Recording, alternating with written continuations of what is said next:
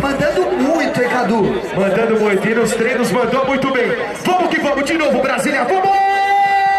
Backflip cliffhanger! Backflip contra! Não pode brincadeira, não! Tirou o bigode da pista, hein? Tirou o bigode da pista. Vem que vem, Nate Adams!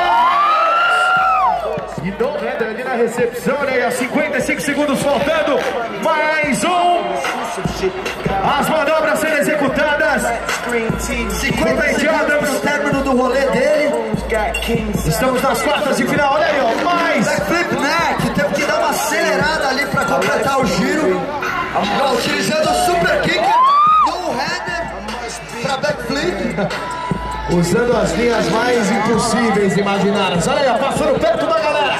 Passando perto da galera que vai fazer barulho lá. Caminhadinha de novo, Brasília. Olha aí, ele vai usar. Refugando uma rampa ali. E ó, backflip para one-hander decolagem, hein? Ele decolou no backflip com uma mão só, a mão do acelerador, é claro. Muito bem.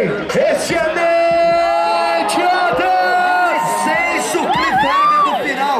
Pressão do Blake Pico Williams, hein?